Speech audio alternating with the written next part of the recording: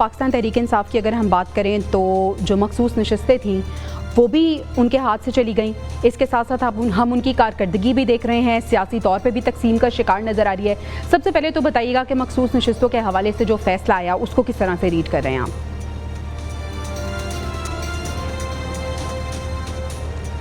देखिए, ये तो मुतवक्का फ़ैसला लगता था, क्योंकि जो तहरीक इंसाफ का मौक़िफ़ था अदालत के अंदर, वो कि अदालती एक 8 रुकनी बेंच ने उसको रिलीफ़ दिया था, लेकिन ये तासुर तो मिल ही रहा था अदलिया से कि शायद इसमें तहरीक इंसाफ को वो रिलीफ़ उस तरह से न मिल सके और पेशावर हाई कोर्ट का फ़ैसला जो है वो बहाल हो जाए। अब जो सूरत हाल बनी है, जो पहला पत्थर आज जिसे कहते हैं कि चौधरी उस्मान जो साहिवाल से MNA हैं तहरीक इंसाफ के थे और उन्होंने कुरान पाक पे ओथ दिया था कि वो इमरान खान के साथ रहेंगे, आज उन्होंने मुस्लिम लीग नून में शामिल हो गए हैं। तो ये अब शुरू हो गया ये सिलसिला।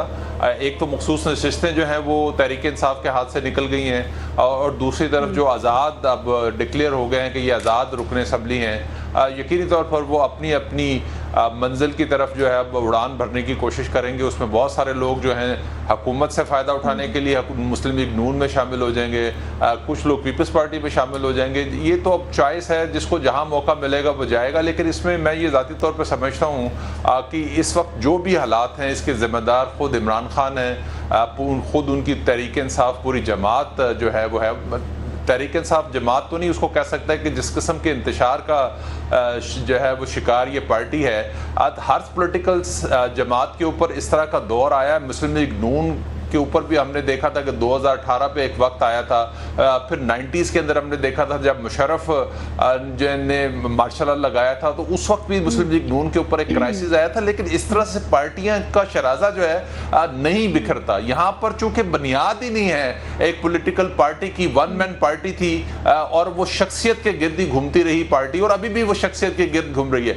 बहुत सारे मौके पे जो है उनको मौका मिला कि वो बातचीत के जरिए मामलात का हल निकाल सकते थे, लेकिन उन्होंने वो तमाम दरवाजे जो है वो बंद रखे। ये वाहिद पॉलिटिकल जमात है, ना इसका अपोजिशन के साथ, अपोजिशन जमातों के साथ कोई जो है वो बातचीत आगे बढ़ने का कोई चांस नजर आता है, और हुकूमत के साथ तो वो वैसे ही बातचीत नहीं करना चाहते। तो ऐसे हालात के अंदर इस वक्त यही होना है जो इस वक्त तहरीक इंसाफ के साथ हो रहा है। और तहरीक इंसाफ जिन हालात का शिकार नजर आ रही है, जिन मुश्किलात का शिकार नजर आ रही है, उसका कसूरवार कौन है? और जो फैसला आया मखसूस नशिस्तों के हवाले से उसको भी किस तरह से आप देखते हैं? देखिए, जो फैसला आया है सुप्रीम कोर्ट की जानिब से, सारी दुनिया उसको देख रही है। कितना थोड़ा सा मार्जिन है, 7 और 6 से ये फ़ैसला मेजॉरिटी ने जो किया है। ज़ाहिर है अब कानून कहता है कि जी ठीक है 7 की बात माननी है। आज उस पर तहरीक इंसाफ ने कितने एतराज़ात किए हैं कि जी कितने जजेस के दस्तखत होने चाहिए थे, और वो फ़ैसले और वो हेयरिंग्स जिनके होते हुए दरमियान में जजेस या तो हेयरिंग करने से इनकार कर देते हैं या पहले ही साइन करके कोई फ़ैसला चले जाते हैं। तो ये वाले फ़ैसले जो होते हैं ना, ये मशकूक हैसियत इख्तियार कर जाते हैं, जिनकी क्रेडिबिलिटी जो है ना वो नहीं रहती जो हकीकत में होनी चाहिए। मैं सुप्रीम कोर्ट के किसी फैसले के बारे में कोई कमेंट तो नहीं कर सकता, ना ही हमें कोई इख्तियार है। हाँ, जहाँ तक मैं समझता हूँ जो मैंने रीड किया है वो यही है कि फैसले में वो क्रेडिबिलिटी नज़र नहीं आ रही जो होनी चाहिए थी। एक बात। दूसरी बात यह है कि जो PTI के इस वक्त हालात हैं वो वाकई इस वक्त उस पर ना बहुत बुरा वक्त आया हुआ है, और जो उसके अपने लोग थे वो उसको छोड़ के जा रहे हैं। उस्मान साहब की बात अभी आदिल साहब ने की, मुझे बस एक शेर पढ़ लेने दीजिए जो मुझे इस वक्त मौके पर याद आया है कि तहरीक इंसाफ के लिए मैं कह रहा हूँ कि न जाने कौन सा आसेब आप बसा है दिल में कि जो भी ठहरा मकान छोड़ गया, वो जो बादलों से भी मुझको छुपाए रखता था, बड़ी है धूप तो बेसाइबां छोड़ गया।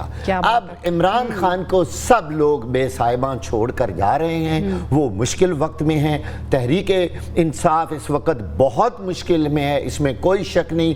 तमाम फैसले उनके खिलाफ आ रहे हैं, FIRs हो रही हैं, लोग उनके जेलों में हैं, लीडर उनका अंदर है, लीडर की बीवी अंदर है। आप जरा सिनेरियो का अंदाज़ा लगाएं कि वो तहरीक इंसाफ जिसका चेयरमैन 15-16 सीटें इस तरह जीतता है कि वो उन हलकों में जाके कन्वेंशन भी नहीं करता, और आज वो जेल में बैठा हुआ है। ये बस कौन सा वो उनसे गुनाह हो गया है, कोई गलती हो गई है, अब्दुल्ला साहब से पूछ लेते हैं। तहरीक इंसाफ। अब्दुल्ला साहब, کس چیز کی سزا مل رہی ہے پاکستان تحریک انصاف کو؟ جن مشکلات کا شکار ہے آخر وجوہات کیا ہیں؟ مخصوص نشستیں بھی نہیں اب مل رہی ہیں، کیا دیکھ رہے ہیں پارٹی کا فیوچر؟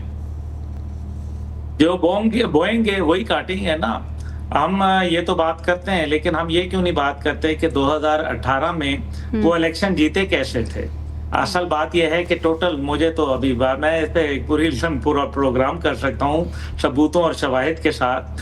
2018 میں ان کے پاس ٹوٹل جو سیٹیں ان کو ملنی تھیں وہ تقریباً 27 سے لے کے 32 سیٹیں تھیں جو ان کو ملنی تھیں، لیکن پھر وہ 116 مل گئیں.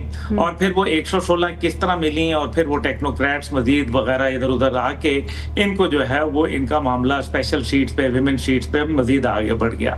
بہرحال اس سب کے علاوہ اصل میں تحریک انصاف کو کسی باہر کے دشمن کی ضرورت نہیں ہے، ان کے اپنے ہی بہت لوگ ہیں. پہلی بات یہ ہے کہ یہ وہی لوگ ہیں جو 2018 سے پہلے جس طریقے سے میں کہتا ہوں لائن بنا کے پی ٹی آئی میں شامل ہو رہے تھے.